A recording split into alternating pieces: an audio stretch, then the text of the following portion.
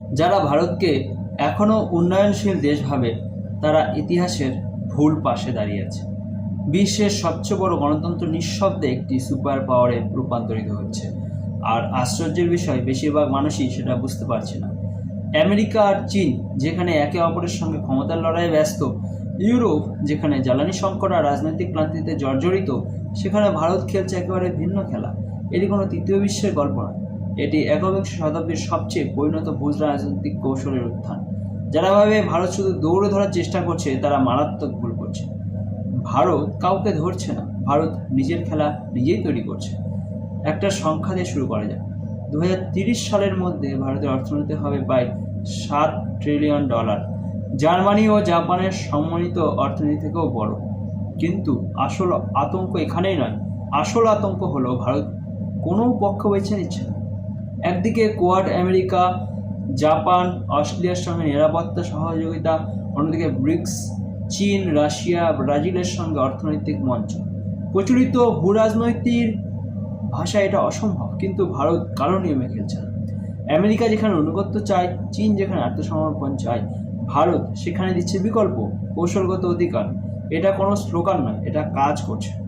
2024 সালে ভারত পশ্চিমা নিষেধাজ্ঞা সত্ত্বেও রাশিয়া থেকে রেকর্ড পরিমাণ তেল আমদানি করছে।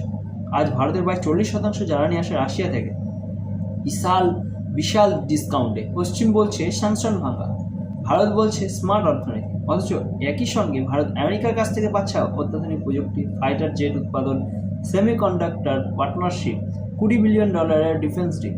এই ভারসাম্য যে কোনো দেশের ক্ষেত্রে শক্তির কারণ হতো, ভারতের ক্ষেত্রে হয়নি। কেন?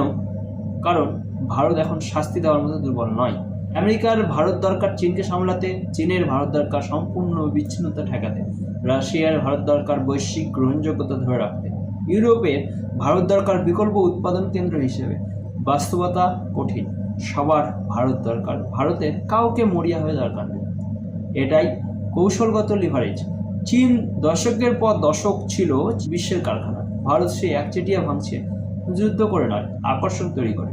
অ্যাপল, স্যামসাং, টেসলা সবাই ভারতে আসছে, কিন্তু বিষয়টা শুধু অ্যাসেম্বলি নয়, design, innovation, AI research, cloud development সব কিছুই ধীরে ধীরে ভারতে কেন্দ্রিত হচ্ছে।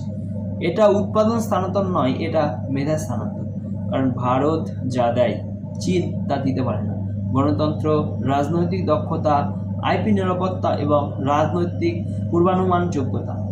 একই সঙ্গে যোগ করুন জনসংখ্যা, 600 মিলিয়ন তরুণ, 25 বছরের নিচে, মানব ইতিহাসের সবচেয়ে বড় যুব সমষ্টি। যেখানে চীন বৃদ্ধ হচ্ছে, ইউরোপ কর্মী আমদানি করছে, সেখানে ভারতের হাতে অশেষ মানব সম্পদ, ইঞ্জিনিয়ার, ডাক্তার, প্রোগ্রামার, সংখ্যা উন্নত মান। বিশ্বের শীর্ষ কোম্পানির সিইওরা ভারতীয়। এটা কাকতাল নয়, এটা এক সিস্টেমের ফল যা পূর্ব পশ্চিম দুই জগতই বোঝে। সবচেয়ে বড় শক্তি ভবিষ্যৎ বাজার। 600 মিলিয়ন তরুণ যখন মধ্যবিত্ত হবে, তখন তারা ইউরোপ ও জাপানের থেকেও বেশি খরচ করবে। এই অঙ্ক সবাই বোঝে, তাই ভারত শর্ত চাপাতে পারে। বাজার চাইতে ভারতের শর্ত মানতে হবে। সামরিক ক্ষেত্রেও একই কৌশল। আমেরিকার বিমান, রাশিয়ার মিসাইল, ফ্রান্সের সাবমেরিন, ইসরায়েলের ইন্টেলিজেন্স সব একসঙ্গে। নির্ভরতা নয়, বৈচিত্র্য। নিষেধাজ্ঞা দিয়ে ভারতকে চাপে রাখা অসম্ভব। ভারত এখন শুধু প্রতিষ্ঠান যোগ দিচ্ছে না, প্রতিষ্ঠান বদলাচ্ছে। G20-তে ভারত পশ্চিম এজেন্ডা নেয়নি, নিয়েছে গ্লোবাল সাউথের কথা, খাদ্য, জ্বালানি, ঋণ, জলবায়ু। আফ্রিকান ইউনিয়ন সদস্য হয়েছে, বাস্তব ফল এসেছে। এটাই নেতৃত্ব, হুকুম দিয়ে নয়, গ্রহণযোগ্যতা দিয়ে।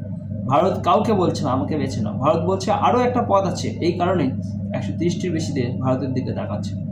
এই উত্থান চুপচাপ কিন্তু গভীর। ভারত কাউকে দখল করে, কাউকে ভয় দেখায়নি। তবু আজ ভারতকে উপেক্ষা করা অসম্ভব, চাপ দেওয়া বিপজ্জনক। এটাই একবিংশ শতাব্দীর শক্তির সংজ্ঞা। ভয় নয়, আকর্ষণ। অনুগত্য নয়, বিকল্প। ভারত কোড ভেঙে দিয়েছে, আর এটা কেবল শুরু।